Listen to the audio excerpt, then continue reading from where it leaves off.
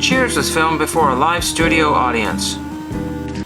Alright, hope everybody's doing well. For my newer viewers have not seen my Cheers collection, this is a good time to review my binder and show people what my Cheers project is all about.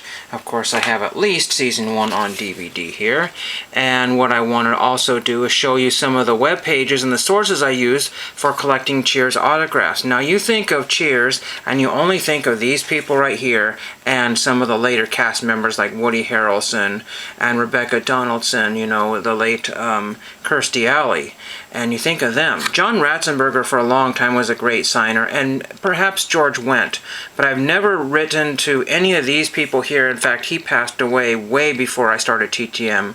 Rhea Perlman, I think I sent to her sister and got no response. I sent to a lot of the writers, and I was like, well, you know, that's not great. I even tried to write to the guy who played the clarinet in Cheers, and he just said absolutely not. So that's basically how that worked out. So I kind of gave up on my Cheers project. But then I was like probably on Wikipedia or something like that. I don't know. Anyway, to make a long story short, IMDb. I always say to make a long story short, what happened was I wrote to Cliff Clavin, John Ratzenberger, and I sent him 2 photographs. They never appeared. It's 2 years later, and I was like, okay, what the heck? But relatively soon, I just found like a random postcard. I said, well, you know what? I'm going to give it one more shot. Everybody else got John Ratzenberger, and I didn't. I felt really bad. They were getting everything Toy Story signed and all that fun stuff. So I rewrote to him on some worthless little postcard I got at the Stamp and Coin Shop, and he signed it. I was like, what the heck? This is pretty cool. And I said, well, you know, John Ratzenberger is a postman. Might as well send a postcard from the time period that and so I started sending out postcards to everybody I could think of. And of course, none of these people were signing, so I had to think outside of the box. So I went to IMDb. I'm looking up Craig Safan right now, and he did some of the music and some of the writing, I think, for Cheers. And then so there's that. But here is my binder, which for those of you who haven't seen it, this is the first time here. Cheers binder with a photograph there, and 1982 to 93. Cheers. And what I have done is put my John Ratzenberger photograph that eventually did come back years later. It's like, what the heck, that's pretty cool. And then just a Gary Hart photograph, which I had printed out, and he signed right in the center there. It's very hard to see. I just don't do binder videos. It looks like he didn't sign it at all. Well, I assure you, it is really amazing in person. Really amazing. And these are the postcards.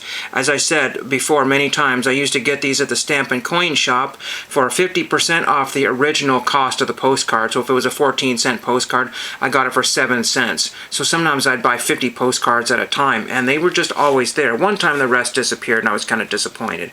But they got a few more, and then the shop eventually closed. Some of these are just pictures I liked that I stuck in there, and I've been putting the credits here in my binder here for when I get people to sign not the credits but the actual postcards. And the original other reason why I started using these postcards slash index cards to some people here, because essentially it's an index card with a stamp thing in the corner there.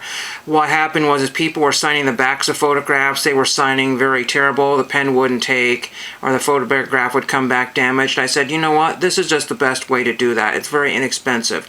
But I will say that some of the postcards I'm sending out, people are wanting $5 for shipping on a $1 postcard. So the ones I was getting for like 1 cent to 15 cents total now are costing me $6 a piece. And then for this project, that would be probably 300 postcards times $6.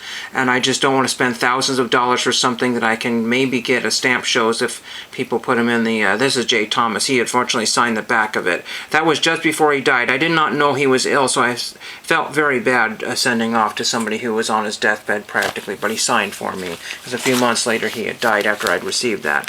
But some people have put, you know, Ray Burke wrote Walt Twitchell from Cheers, so that's really cool. And then Ray Burke's credits there, you know, everybody knows your name. That's back when they had the credits showing on the television. Now they're all chopped off, or they show the next program with the other credits minimized, and everybody just needs their time in the sun. I just think it's really cool. So I had a goal for today to write 4 people from Cheers. Some of these people were on Star Tiger, so Craig Safan was on Star Tiger. He's also other ways you can find him as well too. This is Star Tiger here. I went to the Cheers list and it's very, very incomplete. You're going to find very, very little. You will find Fred Dryer there. Glenn Charles looks like he hasn't signed, but just because they have there's Joel Polis, I got him, and I do have Fred Dreyer as well. But you will find a lot of check marks from people who haven't signed in many years. I don't have a Ted Danson at one time signed, but probably through a play or on at, some sort of IP event or something. Thomas Babson, he signed for me before. I think he even sent me a photograph. So it gives you an idea. Sam Scarber, he was a football player. That's really crazy. He was in Cheers. So I wrote to Sam Scarber, and I don't think anybody has ever written to him for Cheers practically. So I don't know if I had a card and then our football card. He played for the Chargers, the Raiders. He was in the A-Team Chips, the Karate Kid, Riptide, Cheers, Basic Training, Santa Barbara, Dead Bang. So he was in everything. So he's Mr. 80s television right there. There's another, Jane Sibbett. I don't know who that is. So I'm going to see if that person will sign there. But I wanted to send off to Jack Knight. I thought I had, but he's like 85 years old, so I don't know what happened there. So I'm going to try that one. I don't always keep a record. Rebecca Soliday Kennerly, she was not in Star Tiger. So I basically found her information through some other kind of search bank on the internet. I mean, you suppose you could just theoretically just see where they live, that's how you do it. You just do that sort of thing. I mean, there's many ways of doing that. It's not secret information. Here's Tim Cunningham. He was like in 40 episodes of Cheers, just like a bar patron or something crazy. And then here's Craig Safan. So there's Craig Safan. I only have 3 cents on there because I think I'm just going to go to the post office, buy a sheet of 10s or something like that, and turn them into 63s. For whatever that's worth, because I wanted to use up this old sheet of 3s here. So that is essentially my Cheers project. Let me know if you have kind of a binder collection like that. I just think it's one of the most unique collections. I've written to people who are in their 80s that had never signed for anybody.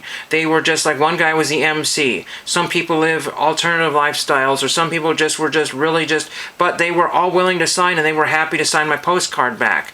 Anybody who was in the writers, maybe they were part of some sort of writers guild or union or something like that, and they were not at liberty to sign any autographs or didn't want to. The behind the scenes people are a little bit more difficult. But I did get James Burrows, so that is really amazing to have James Burrows. His autograph is not really all that fabulous, but you have to realize, all these guys are 70 plus. There are a few actors, that were playing kids or young people, but if these guys were in their 40s back in the 1980s, they're in their 80s now. It's really insane.